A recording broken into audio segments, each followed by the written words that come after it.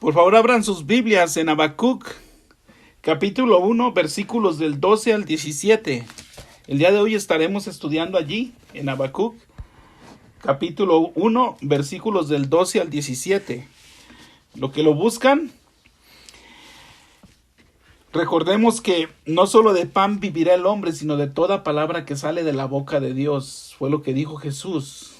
La palabra de Dios es viva y eficaz, es vida para nosotros. Es el mejor pan que hay, que sacia la sed del alma.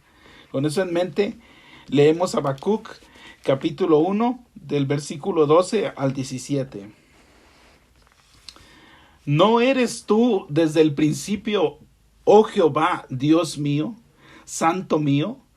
No moriremos, oh Jehová, para juicio lo pusiste, y tú, oh roca, lo fundaste para castigar.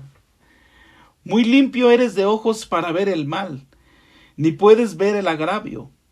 ¿Por qué ves a los menospreciadores y callas cuando destruye el impío al más justo que él? Y haces que sean los hombres como los peces del mar, como reptiles que no tienen quien los gobierne. Sacará a todos con anzuelo, los recogerá con su red y los juntará en sus mallas, por lo cual se alegrará y se regocijará.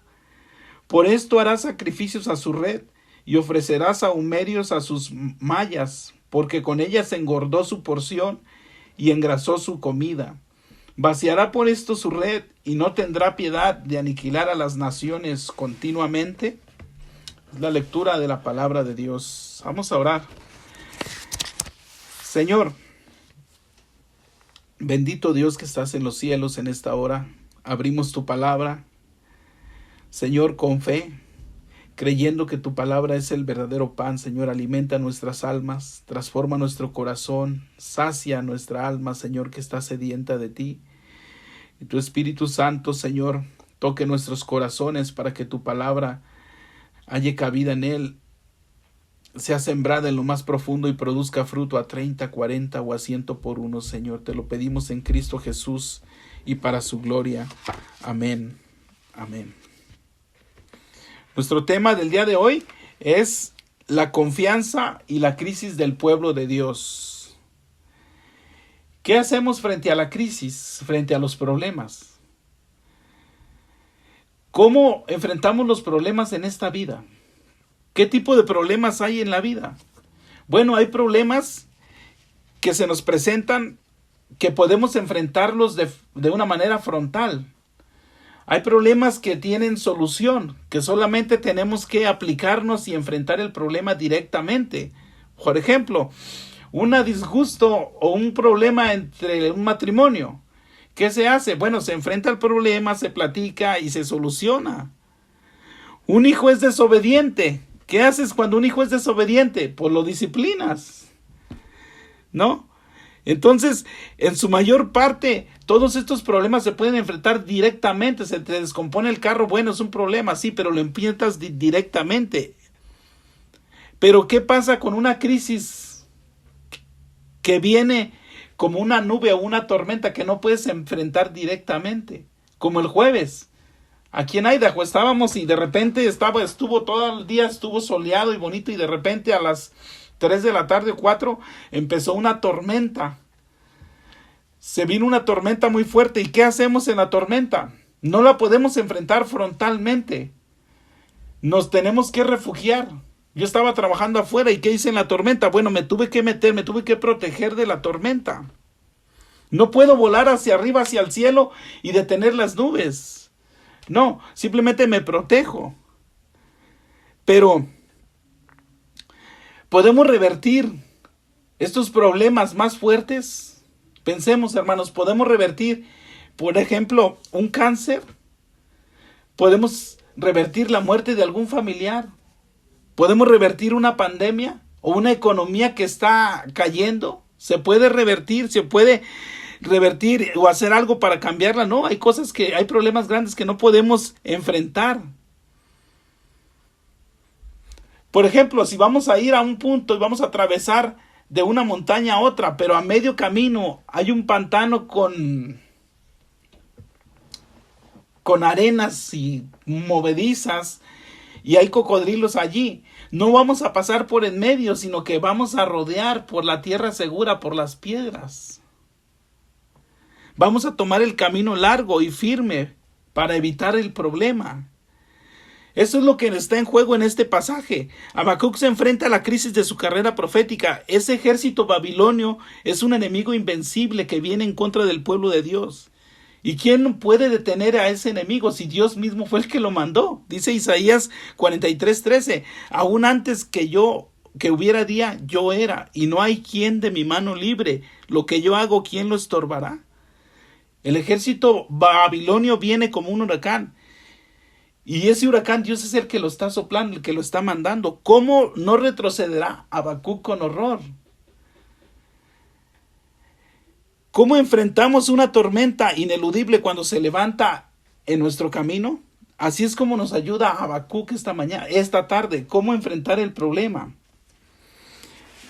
Veremos 3 puntos: la confianza del pueblo de Dios, la crisis del pueblo de Dios y el Cristo del pueblo de Dios. La idea principal de nuestro tema es que la iglesia encuentra toda su confianza en el pacto que Dios hizo y la cura para todas sus crisis en el Cristo que Dios envió. La confianza del pueblo de Dios. Recordemos por un momento en dónde se encuentra Habacuc. Él se encuentra solamente a unos días de que los babilonios lleguen y los tomen cautivos y se los lleven. Él le oró a Dios pidiéndole que por qué no hacía algo al ver la maldad de Judá. Que esta maldad de Judá, dijo Dios, que habían llegado a ser más perversos que Sodoma y Gomorra, parecían más justos que ellos. Y Dios decía, y Habacuc oraba a Dios y le decía, ¿por qué no has hecho algo, Dios? Pero,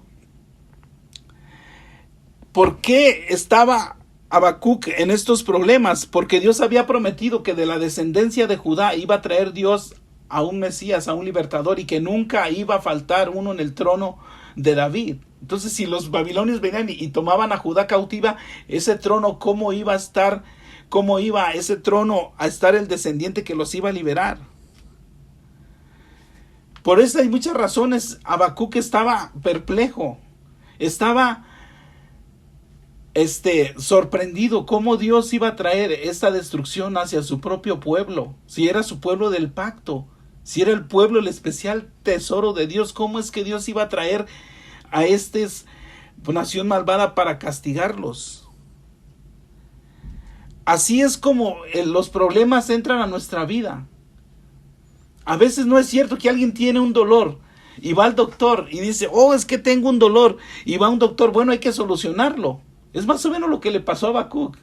Él tenía una queja con Dios, va y le dice a Dios, y Dios le responde, pero le responde de una manera que no esperaba, que Dios iba a traer a los babilonios para castigar y para llevarlos cautivos. Bueno, si nos da un dolor, pues vamos al médico, pero ¿qué tal si descubrimos que es una enfermedad terminal, que el resto de nuestra vida vamos a estar sufriendo? Dios no lo quiera y perezca la idea, ¿verdad? Pero, ¿qué pasa con los hermanos que ahorita están siendo perseguidos por su fe en el Medio Oriente? Que son perseguidos. Por ejemplo, ellos están siendo perseguidos y nosotros estamos aquí. Dices tú, bueno, hay problemas. Si alguien persigue a unos hermanos, ¿qué haces? Pues no vas a ese pueblo. Si alguien te quiere hacer un daño, te alejas de él. Pero ¿qué pasa si estás en un lugar y ellos vienen hacia ti y no hay escapatoria? Es de lo que nos está hablando Habacuc y de lo que nos dice en este texto. Cuando no tienes escapatoria de enfrentar un problema grande, un problema que viene.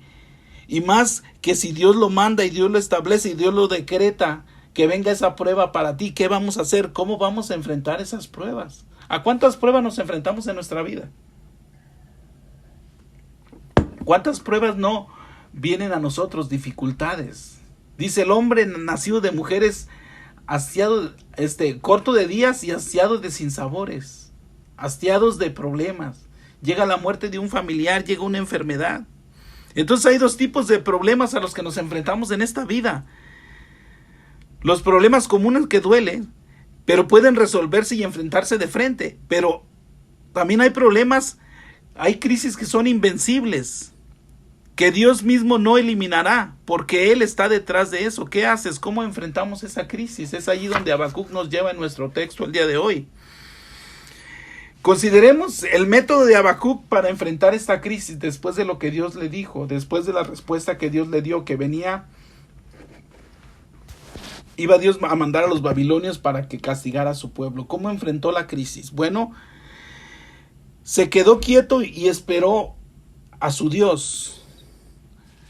Después de que Dios termina su discurso en el versículo 11, ¿dónde comienza Habacuc? Comienza silenciando su terror, su miedo, volviéndose al Señor. En el verso 12, ahí leemos, Habacuc 1:12, como ya leímos, ¿no eres tú desde el principio, oh Jehová, Dios mío, santo mío? Él voltea sus ojos, los quita sus ojos del problema y pone sus ojos en Dios. Está fijando sus ojos no en las cosas que se ven, sino en las cosas eternas, porque las que se ven son perecederas, pero las que no se ven son eternas. Agregamos angustia a nuestros problemas si no comenzamos aquí. Cuando tenemos un problema invencible, un problema que ya estamos envueltos y que no nos vamos a escapar de ese problema, agregamos más angustia si miramos directamente al problema. ¿No es lo que nos ha pasado cuando viene un problema fuerte? Pensamos y decimos, ay, ¿qué voy a hacer? ¿Dónde voy a estar? ¿Y qué vamos a hacer de aquí un mes? Y no va a haber trabajo y y batallamos y ponemos, ¿por qué? Porque ponemos nuestras vistas en el problema y estamos enfrentando el problema directamente. Pero si ponemos nuestra vista en Dios, como lo hizo Habacuc,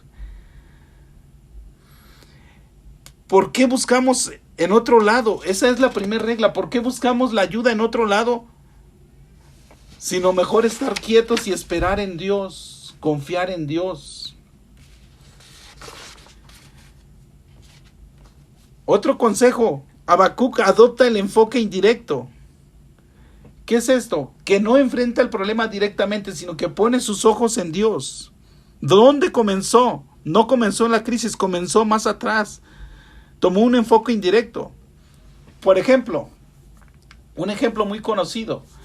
Cuando la Segunda Guerra Mundial, el enemigo a vencer era Alemania y los aliados empezaron a atacar a Alemania, no fueron a atacar a Berlín, no atacaron directamente al enemigo, sino que empezaron en el norte de África, empezaron a debilitarlo, empezaron por otro punto. Esa es una estrategia del enfoque indirecto. Eso es lo que Habacuc está haciendo aquí. El problema de los babilonios es insuperable e inunda su corazón de perplejidades e incertidumbres. Pero él dirige su atención a un lugar seguro, es a saber, a Dios mismo. Esta es la Segunda Guerra. Nunca debemos enfrentar la crisis de frente, adoptar un enfoque indirecto y enfocarnos en Dios. Él enfoca su atención en Dios, en el conocimiento que él tiene de Dios. Cuando enfrentamos una crisis, hermanos, si ponemos nuestro enfoque en la crisis misma, nos vamos a desesperar. Pero si ponemos nuestro enfoque, nuestra vista en quién es Dios, en sus atributos, esto nos va a ayudar a enfrentar el problema, a enfrentar el obstáculo. ¿Cuánto nos ayuda en esta situación en la que vivimos el día de hoy? Porque no estamos en una situación normal, estamos en una situación que pasa una vez cada 100 años, una pandemia. Pero esto nos ayuda a poner nuestros ojos en Dios, voltear hacia nuestro Dios y ver cómo es nuestro Dios, que fue lo que hizo Habacuc. Cuando ponemos un objeto cerca de nuestros ojos, nos parece más grande de lo que realmente es.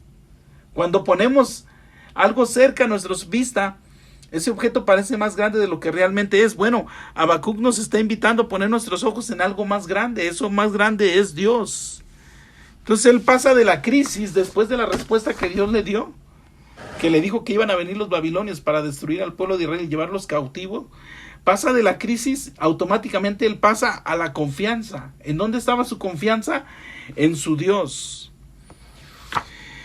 ¿Qué es lo que vio Habacuc? Él vio, comienza en el versículo 12 y dice, ¿no eres tú desde el principio? Esto quiere decir que Dios siempre ha existido. que Dios siempre ha existido. Dice el Salmo 92, antes que naciesen los montes y formasen la tierra y el mundo, desde el siglo y hasta el siglo tú eres Dios. Veamos el contraste con el versículo 11. Estamos en el 12 y dice, no eres tú desde el principio, pero en el 11 Dios está hablando y dice, luego pasará como el huracán y ofrecerá atribuyendo su fuerza a su Dios. Está hablando de los babilonios que iban a pasar como el huracán, pero que iban a atribuir su fuerza a su Dios. ¿Quién era su Dios? Su misma fuerza. Pero ese Dios nada más dura mientras su fuerza está presente en ellos. Esa fuerza o ese Dios no es eterno. Como ejemplo, los griegos dominaron el mundo, pero solamente fueron fuertes cuando Alejandro Magno estuvo vivo. Los franceses solo eran más fuertes cuando Napoleón estaba vivo, pero nuestro Dios nunca comenzó y nunca terminará. ¿Qué crisis puede sobrevivirle? La Escritura dice que de cada crisis es una leve tribulación momentánea. Y más allá de toda comparación, al lado de su eternidad, Dios sobrevino una guerra en el cielo. Su seguridad no depende de las cosas que la polilla y el óxido corrompen. Nuestro bienestar depende de nuestro Dios, que nuestro Dios es eterno. Los dioses de los babilonios era su propia fuerza, pero cuando se acaba su fuerza se va. Pero Habacuc pone su vista en ese Dios que es desde el principio, que es un Dios eterno. Y luego dice, ¿no eres Dios eterno, Señor? ¿No eres tú desde el principio, oh Jehová? En otras versiones la palabra Jehová aquí está en letras mayúsculas.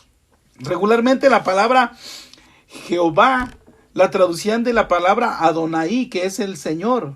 Pero en esta palabra, Jehová, ahí aparece lo que se conoce como el tetragramatón, que son las letras YHWH, que para los judíos este nombre era muy sagrado, era impronunciable. Fue cuando Moisés subió al monte y le preguntó a Dios, bueno, y si me preguntan quién te envía, ¿qué les voy a decir? Él dijo, dile que yo soy el que soy. Yo soy el autoexistente. ¿Por qué Habacuc encontraría su fuerza y consuelo al usar este nombre de Dios? ¿Cómo puede? Si enfrenta la pérdida de todos sus bienes, si se convierte en la escoria del mundo como lo fueron los apóstoles que se convirtieron, dice en 1 Corintios 4:13, si tu propia carne y tu corazón desfallecen como lo hizo el corazón de Asaf. En resumen, si perdemos todo a nuestro Dios, todo a nuestro alrededor, nuestros seres creados, y perdemos a todo, Dios sigue siendo eterno, Dios subsiste en sí mismo. Nuestra vida está escondida en Dios, nuestra vida está escondida en uno, en el que subsiste por sí mismo, en Dios, en Jehová el Creador. Por eso Habacuc puso su vista en Él, no puso su vista en el problema. Eres tú desde el principio, Dios, eres, oh Jehová, Dios mío, santo mío. Entonces Habacuc puso su vista en el atributo de Dios, que Dios es eterno, autoexistente y que Dios es santo. Oh Señor Dios mío, santo mío, que Dios es santo. La santidad de Dios significa que Él está apartado de todo mal, que es simplemente está apartado de todo lo que existe.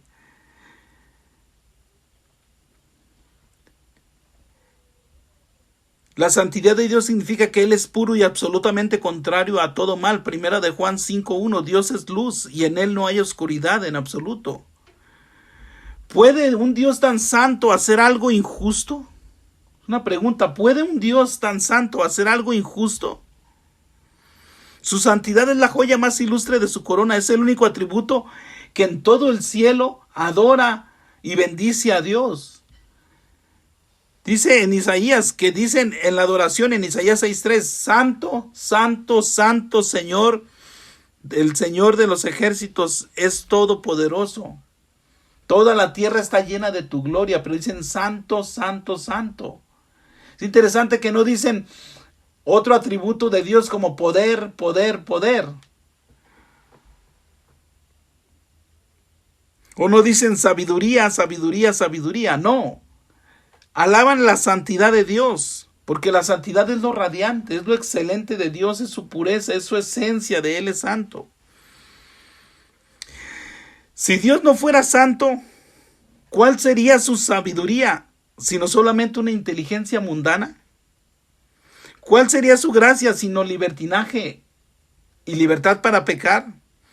¿Cuál sería su poder de Dios sin su santidad, sino solamente violencia? Por lo tanto, todo lo que le sucedió a Judá y todo lo que está haciendo, todo lo que está sucediendo está en las manos de un Dios santo, con su santísima voluntad. Lo alabamos por cada prueba, porque en su santa y soberana voluntad Él la ordena y Él la determina para nosotros. Y es en lo que Habacuc está confiando en la eternidad de Dios, en su autoexistencia y en su santidad, que Dios nunca hace nada malo, que todo lo que Dios hace es justo. Dios es nuestro Dios por un pacto.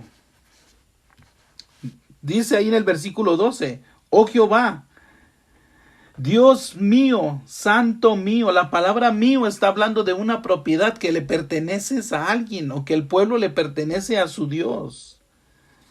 Una pregunta, ¿Dios sigue siendo eterno? Dios sigue siendo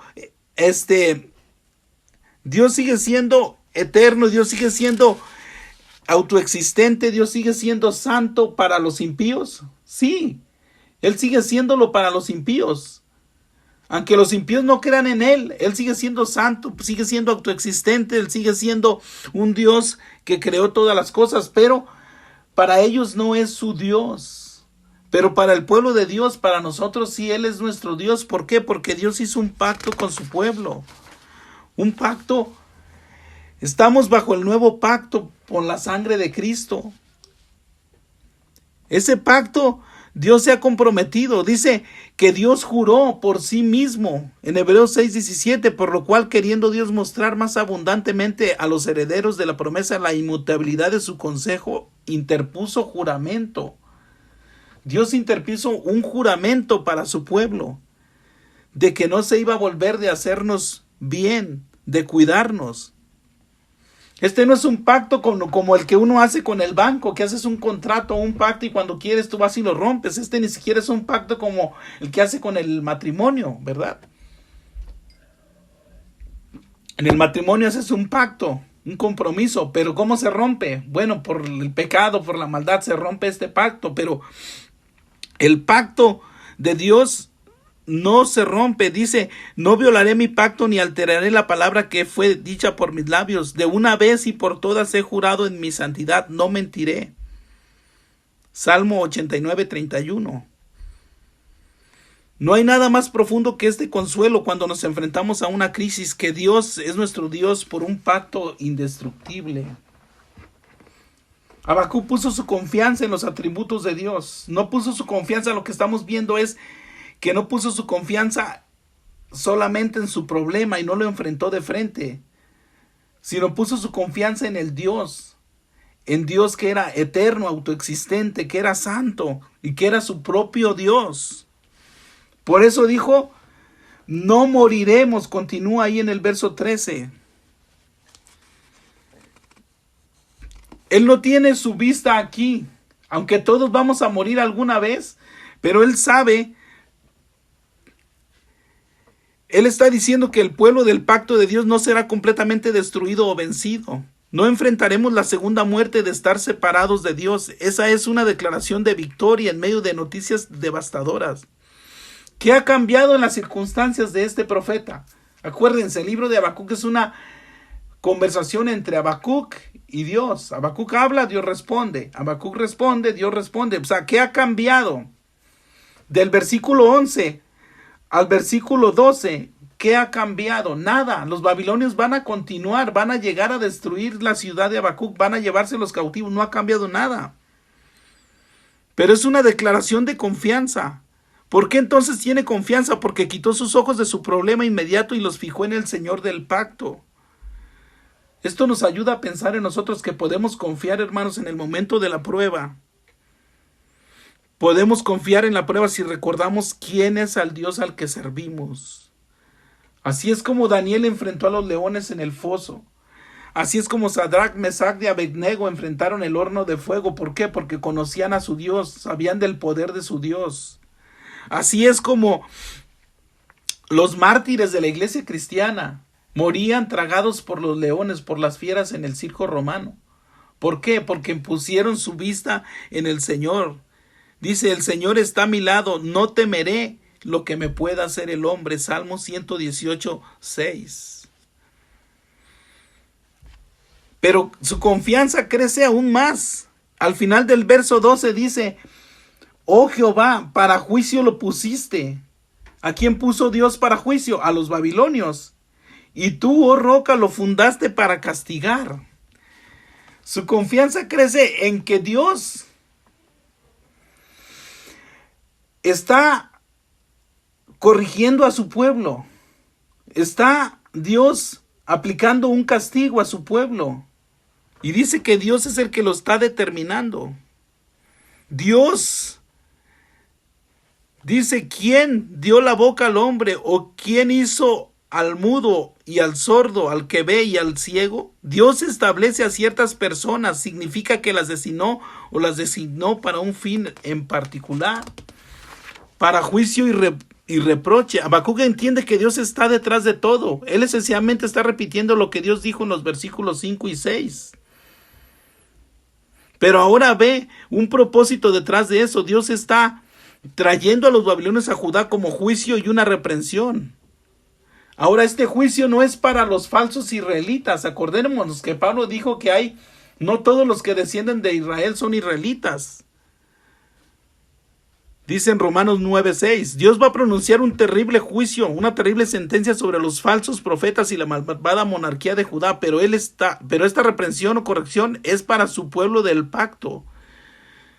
Dios va a castigar a los malvados para corregir a su pueblo y al mismo tiempo con las mismas circunstancias preservar a sus santos, a su pueblo del pacto. Ese es el fin de Dios.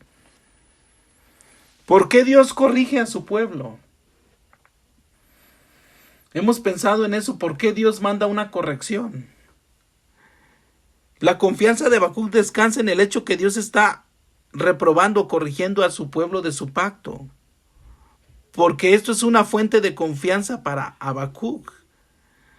Porque la corrección de Dios, incluso en medio de una crisis tan dolorosa, es útil para meditar.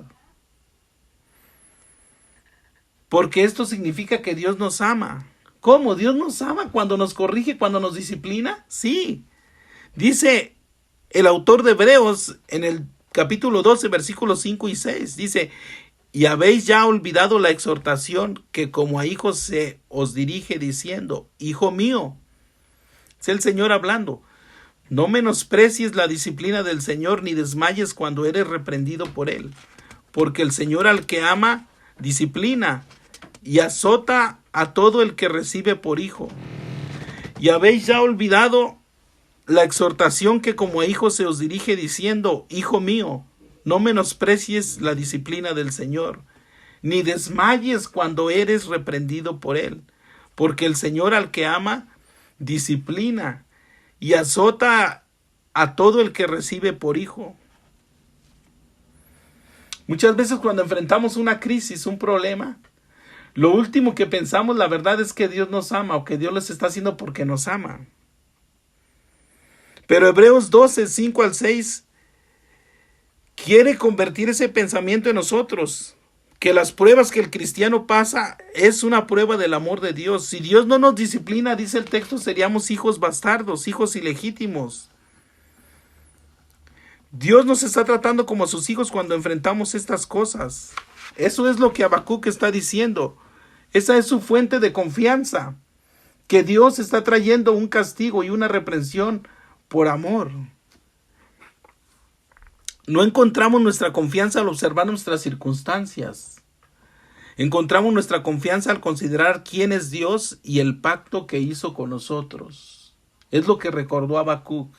Después que Dios le dijo que iba a traer a a los babilonios que los iba a traer para llevarlos cautivos, él no puso su vista en el problema directamente, sino que puso su vista en Dios. Es lo que Dios quiere que recordemos. Pero luego en el versículo 13, pasamos a nuestro punto 2, la crisis del pueblo de Dios. Tenía mucha confianza en el versículo 12, pero ahora en el 13 y hasta el final del capítulo, Habacuc vuelve a encontrarse en una crisis. ¿No nos pasa a veces lo mismo que Habacuc? La Biblia es muy honesta, la Biblia no oculta estas cosas. En un minuto, por ejemplo, el profeta Elías estaba matando a 450 profetas falsos de Baal. Los mató en el monte Carmelo. Pero luego le dijeron, viene Jezabel contra ti. Y huyó. Y de tener confianza y de invitar al pueblo a volverse a Dios, él huyó. ¿Por qué? Porque vino una crisis. El apóstol Pedro le había dicho al Señor Jesús, aunque todos te nieguen, yo no te voy a negar, yo voy a seguir y yo muero por ti, Señor, y todo. Y no pasó mucho tiempo. Y Cristo le había advertido antes de que el gallo cante, Pedro, me negarás 3 veces que me conoces. Y lo negó ante una criada. Habacuc no es diferente y nosotros tampoco somos.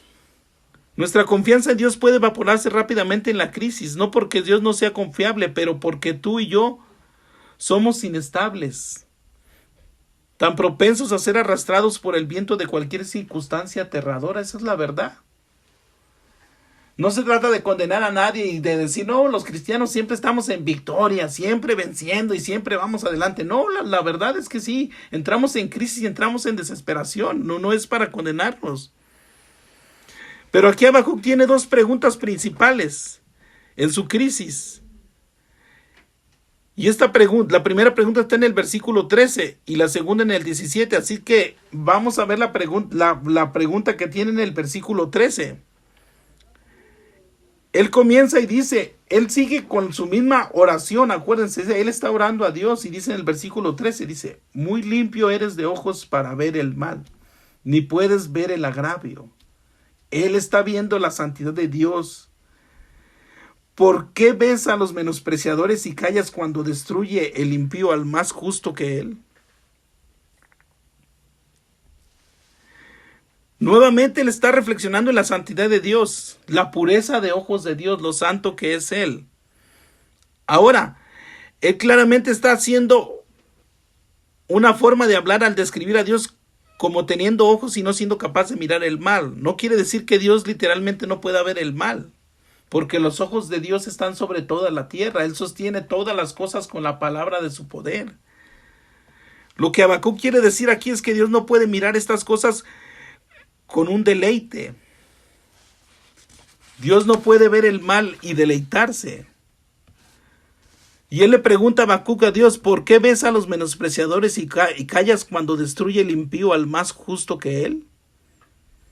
Habacuc ya admitió, ya entendió, ya lo digirió que Dios va a usar a los babilonios para castigar a su pueblo. Pero está perplejo porque Dios sería un instrumento mucho más perverso, mucho más pecador que la misma Judá para castigarlos.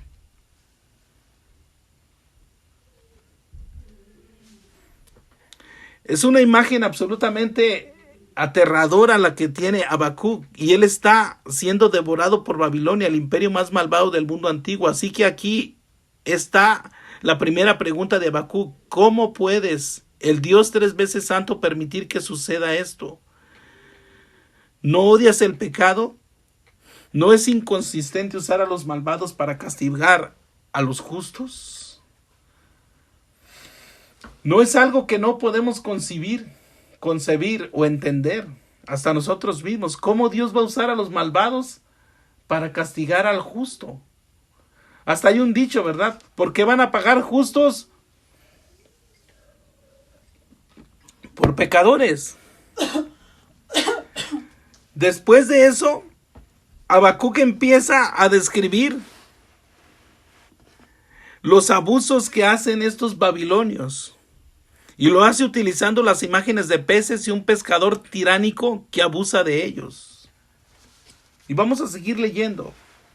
Después de poner su confianza en Dios y no enfrentar el problema directamente, Habacuc cae en la crisis y empieza a preguntarle a Dios. Dice en el capítulo 3, en el 14, en el verso 14, y haces que sean los hombres como peces del mar, como reptiles que no tienen quien los gobierne. ¿Cómo creó Dios al hombre? En el Génesis, Dios creó al hombre con la capacidad de señorear sobre la creación, y Dios le dijo para que señoríe sobre todos los seres vivos, sobre los peces del mar, en Génesis 1:28. Pero los babilonios van a ser cautivos a los hombres. El hombre estaba supuesto a cazar, a cautivar a los animales, a tener cautivos y en sujeción a todos los animales, a toda la creación, pero el hombre mismo está trayendo cautivos a los mismos hombres. Este pescador es extremadamente cruel. Sacará a todos con anzuelo, dice el versículo 15, los recogerá con su red y los juntará en sus mallas, por lo cual se alegrará y se regocijará. No solo reunió Babilonia a todas las naciones para sí misma, sino que como un pescador recolectó sus peces por su red y lo hizo de la manera más cruel. Los babilonios eran crueles. Cuando conquistaban una nación, amarraban a los hombres y les perforaban el labio inferior y los amarraban en fila uno tras de otro para que si uno se quería jalar más que otro, querían huir, se destrozaban el labio. Eran crueles. Y se regocijaban en ellos. Dice, por lo cual se alegrará y se regocijará. No es un corazón perverso alegrarse, regocijarse en la maldad. Esto lo podemos ver en el Salmo 137, versículos 1 al 3. Dice, cuando estaban cautivos, acuérdense que aquí apenas van a llevar los cautivos, pero en el Salmo 137 ya estaban cautivos en Babilonia, y dice el Salmo 137, versículos 1 al 3. Junto a los ríos de Babilonia, ¿se fijan? Allí nos sentábamos y aún llorábamos acordándonos de Sión, de la ciudad de Dios. Sobre los sauces en medio de ella colgábamos nuestras arpas, y los que nos habían llevado cautivos nos pedían que cantásemos. Estaban cautivos y sus opresores les pedían que cantaran. Y los que nos habían desolado, ¿qué es desolar? Destruir, humillar. Nos pedían alegría diciendo, cantadnos algunos de los cánticos de Sión. Esto agrega dolor. Tenían que soportar el desprecio y el sufrimiento. Haz de cuenta, están tristes junto a los ríos de Babilonia. Colgaban sus arpas en los sauces. Y llegaba el opresor y les decía, cántanos una canción de las que cantabas en Sión. Cuando las canciones en Sión eran de alegría, de regocijo, de adoración a Dios. Pero este opresor se alegra y se regocija, como decía, como proféticamente estaba diciendo Habacuc. Por eso hará sacrificios a su red y ofrecerá sahumerios a sus mallas. Ya estoy en Habacuc, capítulo 1, versículo 16. Porque con ella se engordó su porción y engrosó su comida.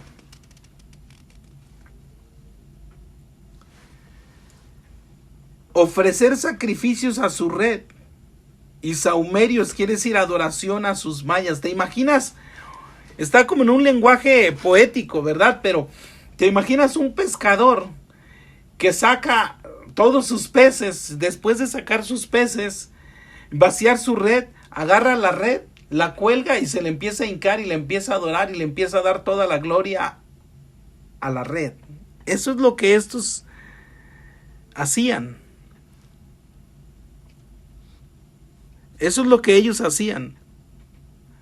Adoraban.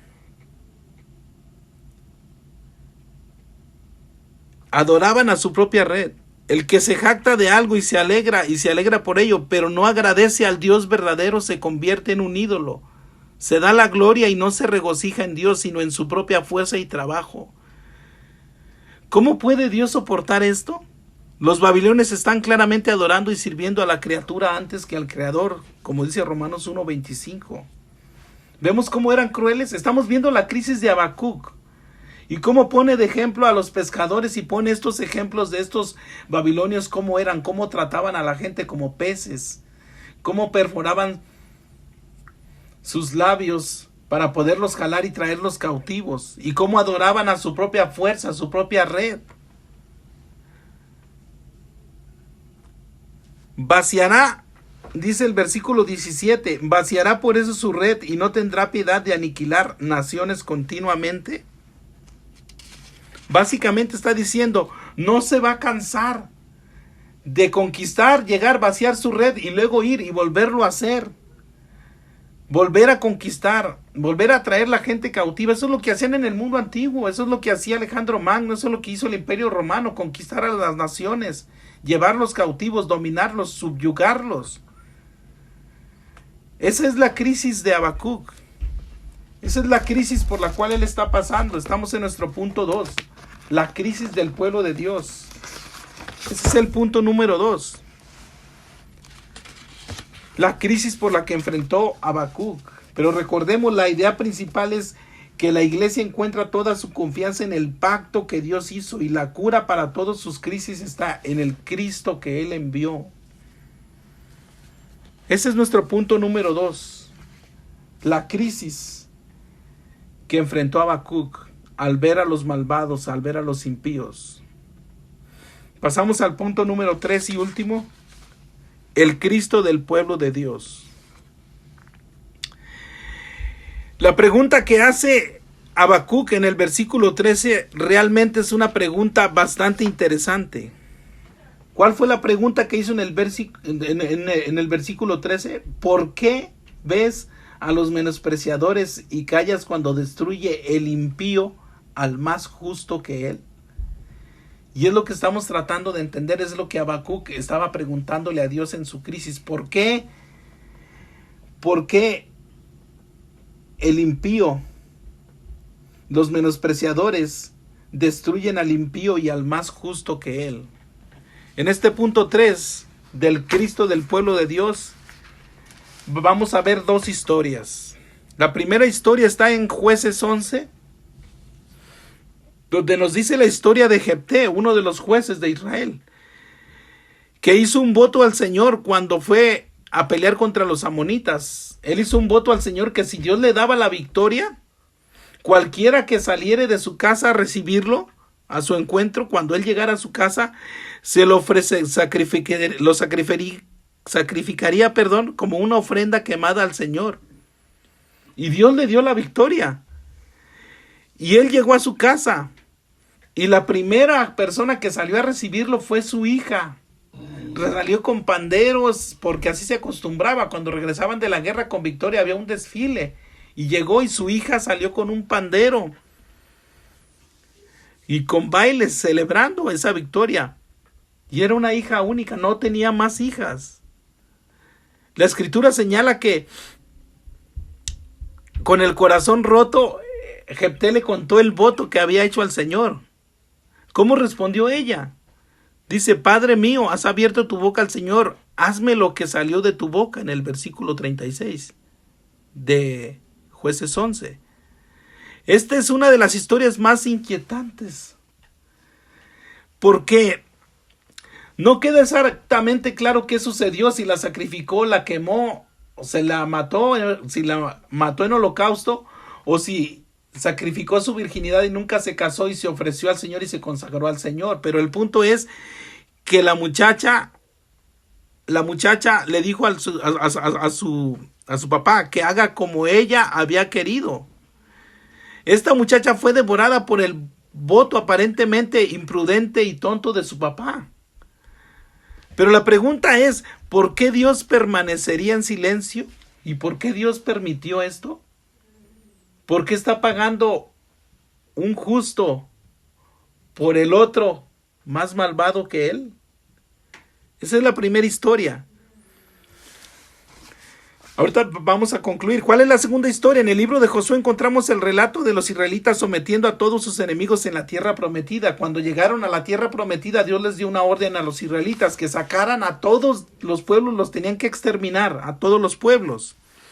Pero una tribu llamada los Gabaonitas tenía que ser destruida. Ellos hicieron trampa, hicieron un engaño, ellos se disfrazaron como que si venían de un pueblo muy lejano y fueron a hablar con Josué y con el pueblo de Israel y le dijeron que ellos venían de lejos, que los dejaran vivir con ellos, que no vivían en esa tierra porque la palabra de Dios era que los tenían que destruir.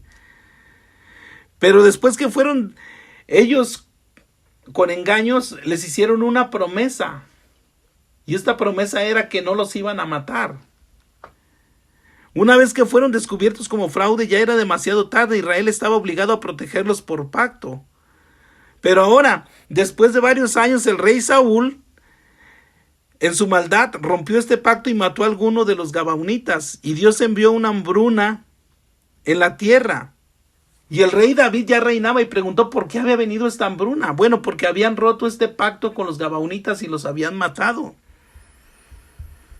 Entonces, ¿cómo podían arreglar las cosas si Saúl, si Saúl ya se había muerto? ¿Cómo lo podían arreglar? Y David fue y habló con ellos. Y ellos respondieron en 2 Samuel 21, 5 al 6. El hombre que nos consumió y planeó destruirnos para que no tengamos lugar en Israel. Dice que nos den 7 de sus hijos para que podamos colgarlos delante del Señor. O escuchen bien. El texto dice que David los entregó en manos de los Gabaonitas y los colgaron en la montaña delante de Jehová, y los 7 perecieron juntos. Les dio 7 hijos de Saúl y los colgaron. Dice, una madre de los 2 hijos con el corazón roto acampó afuera cuidando los cuerpos para que no se los comieran los buitres. Este capítulo también es bastante inquietante. Los hijos que no tuvieron nada que ver con la ruptura de un pacto son separados de sus familias y son asesinados, y cuando el Señor lo ve, bendice la tierra una vez más. ¿Sí? Los descendientes de Saúl fueron devorados por la maldad de otro. La pregunta que estamos viendo, ¿por qué Dios permitiría esto? Estas 2 historias son inquietantes. Casi ilustran el verdadero horror de Habacuc, porque Habacuc le dice a Dios en el verso 13, muy limpio eres de ojos para ver el mal, ni puedes ver el agravio. Aquí está una verdadera crisis. Dios es muy limpio de ojos y no puede ver el mal, ni ver el agravio. Nosotros, la humanidad, todos nosotros somos malvados. Desde que nacimos con el pecado de Adán. El Salmo 51, 5 dice, he aquí en maldad he sido formado y en pecado me concibió mi madre. No solamente nacimos malvados, sino culpables, sino que en realidad hemos hecho cosas malas. Nos desviamos como ovejas que se han extraviado, nos hemos vuelto cada uno por su propio camino. Isaías 53, 6. La Biblia describe como impíos, Romanos 5, 6, sin valor, Romanos 3, 12, sin ley, Romanos 4, 7, pecadores, Romanos 9, 13, hijos de desobediencia, Efesios 2, 2, hijos de ira, Efesios 2, 3, o almas adúlteras, dijo Santiago, capítulo 4, verso 4, y como los que rompen el pacto, Oseas 6, 7.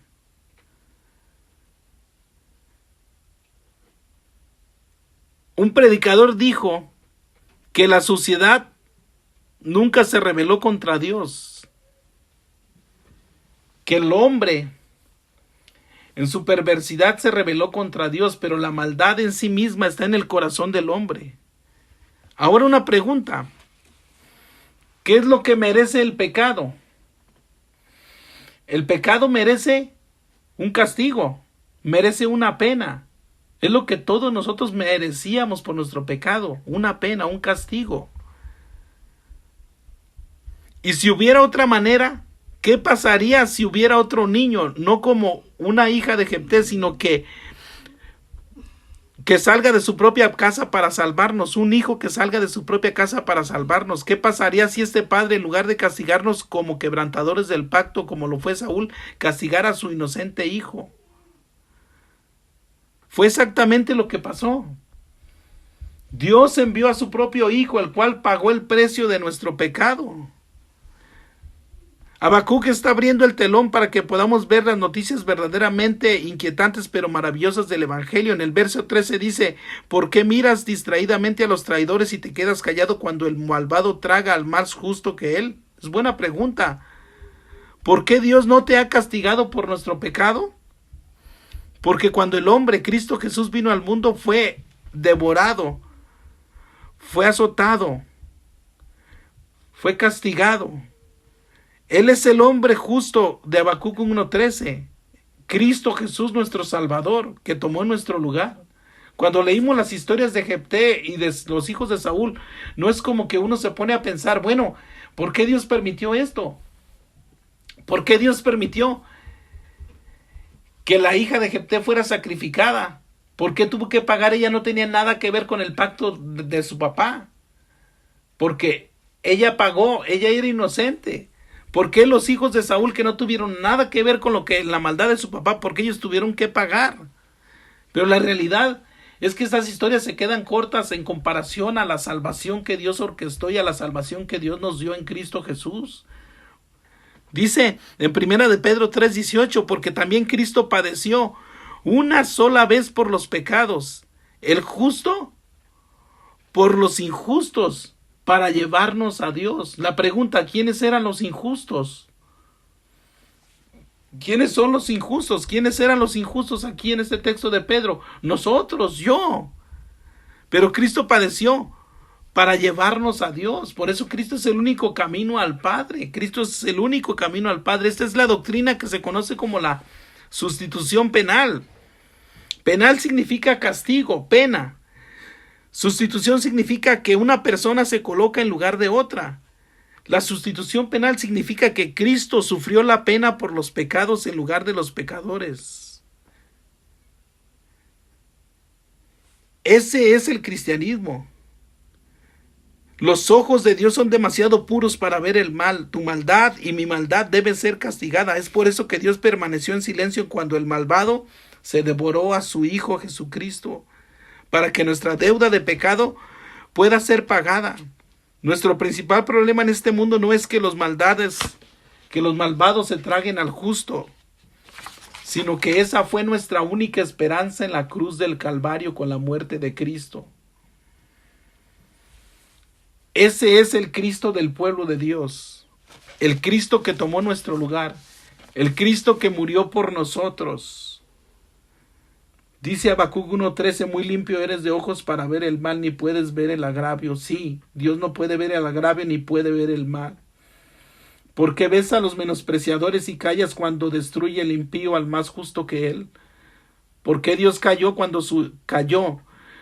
No dijo nada ni impidió cuando su Hijo Jesucristo estaba siendo martirizado en la cruz del Calvario por amor a cada uno de nosotros, por amor a su pueblo del pacto. Que Dios nos ayude, hermanos, para poder sacarle provecho a este libro y ver y quedarnos perplejos ante el amor de Dios, y que la iglesia, nosotros encontramos toda nuestra confianza en el pacto que Dios hizo y la cura a todas nuestras crisis en el Cristo que Dios envió.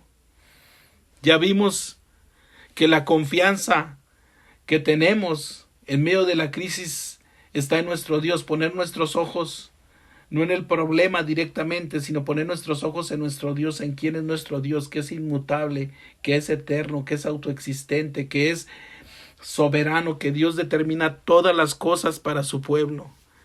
Ya vimos que hay crisis, que sí, que el pueblo de Dios cae en crisis, como Habacuc, que tenía muchas preguntas ante Dios, que tenía quejas y decían, ¿cómo este malvado agarra a los hombres como peces? ¿Cómo se alegra y se regocija? Y después de que los cautiva y los tiene presos, dice, cántanos las canciones de Sión, y se alegra con ellos y se mofa de ellos, y luego sacrifica holocaustos y todo a su propia red. O sea, no es incoherente cómo esta gente se adora a sí misma. Cómo se adora a sí misma y no le da la gloria a Dios. Y seguirá vaciando su red y teniendo los cautivos. Pero el Cristo del pueblo de Dios que nos da nuestra confianza es un Cristo que cumple su pacto, es el Cristo que murió por los injustos, el que tomó nuestro lugar en la cruz del Calvario, y le damos gracias a Dios por ello. Bendito sea su nombre, que Él nos sustituyó en la cruz del Calvario y que su justicia es puesta en nuestra cuenta. Que Dios nos ayude para confiar en medio de nuestras crisis y de nuestros problemas, de confiar en nuestro Dios, de confiar en su poder y de confiar que la iglesia encuentra toda su confianza en el pacto que Dios hizo con nosotros, y que la cura para todas nuestras crisis está en el Cristo Jesús que Dios envió para pagar todos nuestros pecados. Amén y amén. Señor Padre bendito, en esta tarde te damos gracias. Gracias por tu palabra que nos permites abrirla, Señor, para leerla, para meditar en ella, Padre bendito. El profeta, Señor, después que tú le declaraste que ibas a traer a los babilonios para castigar y llevarlos cautivos, Señor, Él quitó su mirada del problema y la puso en ti, Señor, en tu santidad, que eres un Dios santo, que todo lo que haces está bajo tu voluntad. Él puso su vista, Señor, en tu eternidad, no puso la vista en las cosas de este mundo. Puso tu vista, Señor, en ti. Ayúdanos, Señor, a hacer lo mismo que Él en medio de nuestros problemas y nuestras crisis, a poner nuestra vista en ti, Señor. Ayúdanos a confiar en medio de la crisis, sostén nuestra fe, Señor, en medio de nuestros problemas que tenemos de la vida diaria, en medio de las pruebas y las tormentas que pasamos a cada día, a cada momento. Ayúdanos, Señor, aumentanos la fe en ese Cristo, Señor, que murió por nosotros y se entregó por nosotros en una cruz y que padeció. Ayúdanos a confiar en tus promesas, Señor, que tú interpusiste un juramento, que el que comenzó la buena obra la perfeccionará hasta el día de Cristo, Señor. Te pedimos que nos aumentes la fe y nos ayudes a glorificarte en nuestras vidas, Señor. Te amamos y te glorificamos. Te pedimos que tu palabra produzca fruto en nuestros corazones, Señor, en el nombre de Cristo Jesús. Así te lo pedimos. Amén y amén.